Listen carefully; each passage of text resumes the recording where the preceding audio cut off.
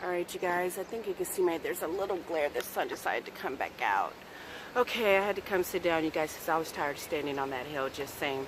Okay, what are we going to talk about this time around? We are going to talk about reading is fundamental. Let me tell you, I remember hearing that as a kid, and through my life, and I never really grasped the concept to, actually, I have grasped the concept, but let me tell you what happened about 2 weeks ago.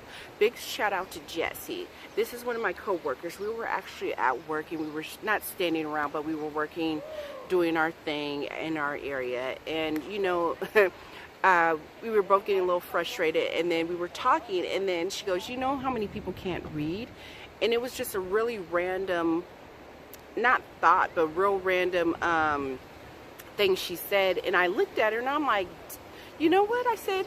And then she started giving me facts and numbers about, so we live in Vegas, you guys, and when I first moved here, I think it's been 12 or 13 years ago, I think, we were number, don't quote me, you guys, number, it was low, high 40s, 48, how many states is there? We were either 47, 48, 49, I don't know which one, but we were in the bottom 5 states that were basically illiterate, or in schooling we were like low percentile of kids graduating. It was a slew of things, and I still came out here. I'm just saying, as a parent, you are the first teacher. Always remember that. And not the teachers in school, those are secondary, third or fourth. The first people in your child's life that are teachers are you as parents. Just saying, I'm gonna leave y'all with that. So we were talking, and I said, you know what? And then I started spitting facts to her, which I found very interesting. And God, I wish I would have left found out the date so I could have spit it to you guys in this video. But do you guys realize? And I'm sure if you're a parent, or maybe you just kind of, some parents don't care, some parents do, some parents don't get it, some things go over different parents' head. But I'm always aware of everything. And do you guys realize? It's been years now that. And I gotta tell you guys this. I want you to really think about and listen to what I'm saying. Years ago, I would say, I don't know if it was about 5 years ago, you guys, they stopped teaching cursive in school. Did you guys know that? I mean, and that might sound silly to some, but let me tell you something about how important knowing cursive is. Being able to write it, and look at it and read it, okay? So here's the thing. If you don't know how to write cursive, that means you can't even sign your name. So if you're doing contracts, you mean, it doesn't say print. Sometimes on contracts it says print and sign. There's a difference between print and sign. And if you can't even sign your name, I think that's a problem. But let's take it one step further. If you can't even read cursive, that means that you can't even read the Constitution.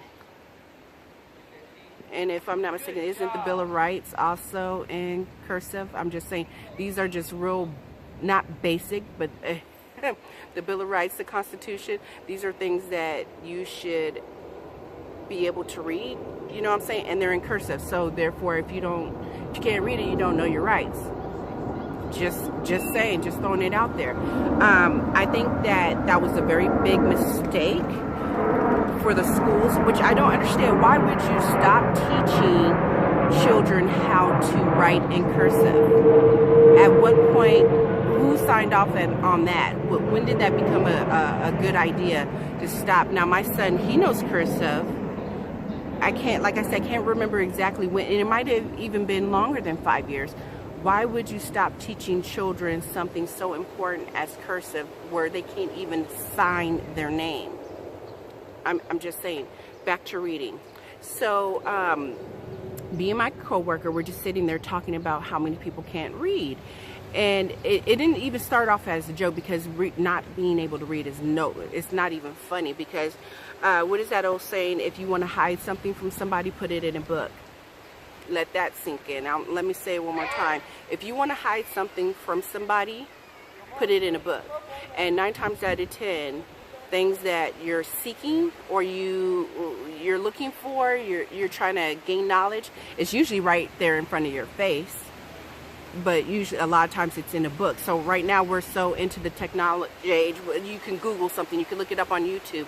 But there's nothing like, I just love to read a good book. Sit down and actually turn the pages, and look at the words, read it, let it sink into my brain and just go from there.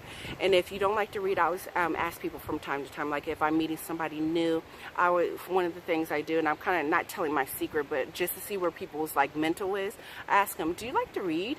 And then if they tell me they don't like to read, I kind of get not necessarily turned off, but I'm like, damn, how can you not, you know, if you want to do anything in life, you know, of course now we're in the age of Google and YouTube and all that good stuff. You could just figure out if you, oh, how do you do this? And you can, someone will break it down for you. And actually I'm a very visual person. So like, I'm very hands-on. So if I want to learn something, I usually like to tell people, just throw me in the situation so I can figure it out. But also reading what you want to learn takes it to a whole nother level. But if you don't like to read, I always tell people audiobooks. I'm like, you don't like to read? Okay, maybe you're like doing a road trip. I love a good road trip. Get on a road, do your road trip, and then throw on an audiobook, something that piques your interest, like how to build a business, how to create an LLC, tax loopholes, just all kinds of stuff. Books that I have already read multiple times, and usually if I have a book, I've read it multiple times. Like if I'm doing a road trip, I'll go ahead and get in the car and throw it on YouTube, or you know, go on YouTube and find the audiobook and listen to it again, because as you read a book multiple times, you guys, you'll find new things within the book. So you thought you read the book, right, in 2015, and then you come back to the book in 2016, you're on a road trip and you read the book, oh, you found some more gems in the book that you weren't even aware of. You know what I'm saying? That's why I constantly reread the books that I have or listen to them over and over again, because I'm always finding a new gem. And then I also like books that especially deal with like cycles and economy and stuff like that, and like trends and stuff like that. I'm really good, even as a kid. I don't want to say even as a kid, but even as a kid, I could see things like when they would shift. Like I've always been like a hustler. I was thinking about this the other day. I wanted to go to LA, you guys. Let me tell you a quick story. Rambling, getting off subject. I wanted to go to LA yesterday. Yesterday was Saturday, yeah. But I couldn't find anybody to roll with. Usually I just roll solo anyway, but I really wanted someone to go with me and just roll out, you know, have conversation and have a good time. Couldn't find anybody, and at the last minute I said, you know what, let me, instead of spending money, but this money definitely was an investment. But if I would have sat there and went to LA, I would have spent money. But of course, I would have got money back on, you know, my investment. But then I said to myself, just pop up real quick. Literally within 30 minutes, I said, let me just pop up. Went out to swap meet, got a spot, flipped it, made some good money. You know, made some all right money, made some good money to somebody. And I said to myself, you know what? I forgot where I was going, you guys. See what happens when I ramble? And I'm not going to even stop this video because we're already 7 minutes and 51 seconds into it. Okay, where was I going with that? Investment, LA, flipping, making money. I don't know. Maybe I was going to say, as I was driving to LA, I would have probably picked one of my favorite books and listened to it, audiobook. I don't know. But back to reading. So me and my coworker literally were talking about how many people cannot read, and the signs that people can't read. And this is no funny matter, but like if somebody asks you, for example, they need help with something, right? And then you're thinking to yourself, this is real basic. What do you mean you can't, you don't understand what I'm saying, or you don't understand directions? Or if I'm telling you, hey, go over there and read that sign over there, or those would be clues, and they say, well, I still need help. I remember when I was literally, my first job was at SeaWorld, you guys, and this was the first time that I can remember, and it really sticks out in my brain, where people literally don't know how to read. And you would think in 2019, what do you mean someone doesn't know how to read? How is that possible? There's a lot of people that literally cannot read, and I mean basic reading, cannot read whatsoever. So I was at work at SeaWorld. It was my first job, and I was, big shout out to Mama Stella's, just saying, Mama Stella's Italian restaurant.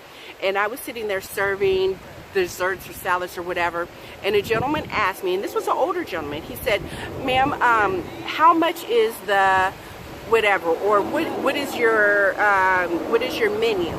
And then above me and back of me in plain letters, it was real simple. It wasn't like small letters. It wasn't like, you know, long words. It just basic pizza, lasagna, sodas, and how much everything was. Very big letters. I told the gentleman, I said, oh, there's a whole list behind you. I maybe told him the answer, like, oh, that's $2.50, something to that effect. And I said, there's a whole list behind us. And then you know what he said to me? And he said it loud enough to where, like, you could hear it, because we were in a, like, restaurant style, but it was like cafeteria style, so everybody was going down lines. He said, I can't read. And it really, in this, so my first job, 16, 17, 18, I don't know, it was between 16 and 18, I guess, I can't remember. And then I kind of looked at him, and I didn't, you know, I would never embarrass anybody, and I was like, oh, even back then, I'm not with that. I don't like to embarrass people like that. So I was like, oh, okay. And then I answered his questions more thoroughly. He asked me, how much is the cake? How much is it? So I broke it down to him or whatnot. But that was my first experience with someone actually coming out saying that they could not read. And for me to be like a teenager, and this was a grown adult male, to say he doesn't know how to read, it just really took me back. And the more I look, now that I'm older, there's different signs. Like if someone's asking you questions, or it is possible that they literally do not know how to read. We live in Vegas, so like I said, maybe at the end of the video I'll try to look for some stats and throw it up, you guys. But literally, a lot of people cannot read, and reading is literally fundamental. I don't understand moving forward in the future if you don't know how to read, or if you don't know how to write, how you're gonna survive. I mean, these are basic, you would think basic things, but a lot of people do not know how to read or write or do cursive. I'm not going to even lie. You know what I did the other day? I sat down at a table and actually practiced my cursive. Of course, I sign my name all the time. All the time I'm signing my name. But I'm real good at those A's, those pretty A's and loops and stuff. But I was like, let me go ahead and write down the whole alphabet. And I struggled with a couple of those letters. I'm just saying. Okay, I think the video is going to cut off. Let's see. Oh, God, people are calling me while I'm trying to bust videos out. I'm just saying, I'm glad I'm not live. But yeah, how important is it to read and write? And I'm just saying, and as a parent, I only have one child, so he's already learned his cursive and whatnot. But now if this video cuts off, you guys, I'll see you guys next time. And thank you for watching my episode number 4, Sit Down Sundays with Aisha. But literally, you guys, teach your children how to literally do cursive. Why wouldn't your children know how to do cursive? Because if the school system is not going to do it, then I think as a parent you need to step forward. And I'm not giving advice, I'm just saying, if I had smaller children, I would definitely teach them cursive. And they're already learning handwriting, but I would definitely teach them cursive, so there will be certain things that they can read. Because literally, could you imagine in the next 5 years, as we make our way into like 2020, 2025, how many children, or the next generation, if they don't know how to read cursive or write cursive, how many things that, I won't say like the government, but you know, they basically will be left out of if somebody decides, well, you know what, I'm going to write a whole new bill or a whole new law in cursive. And people already, as it is, don't read what the quote-unquote laws are. And that happens every year. There's a whole new set of, my dad taught me that every first of the year, that there's a whole new set of laws that get pushed through and that you need to be aware of. So for example, like if you're driving in now, and I'm just being silly, you guys, you have to wear a orange hat every Friday while you're driving. If you don't, you get a ticket for $100. They can slip that in 2020 as a law, right? I'm not saying they're doing it, I'm just kind of being silly.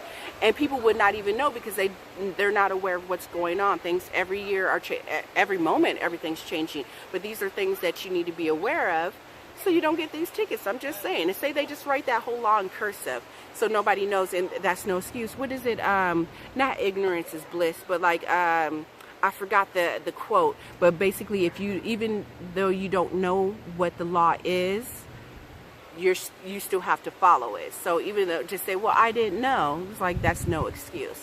So with that being said, I think I'm gonna leave this one under like 15 minutes, you guys.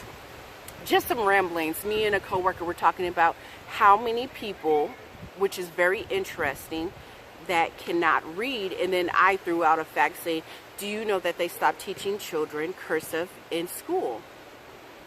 And I'll leave you guys with this. As a parent, you are the first teacher in your child's life. You are the first teacher, not the parents, not the teachers in school. You are. If they're lacking, if they're doing something that you don't like in school, excuse me. Excuse me. Excuse me. If they're doing something that you don't like in school, use your voice. And if they are lacking in certain sections, or if they're not teaching and you want your child to learn cursive, then be active and teach your children cursive. Just saying. All right, that's the end of that video. Straight rambling, but yeah, look it up. You guys look up the stats wherever state you live in, and I'm just saying it blows my mind. Look it up and see how many people are illiterate in your state and where you rank in education.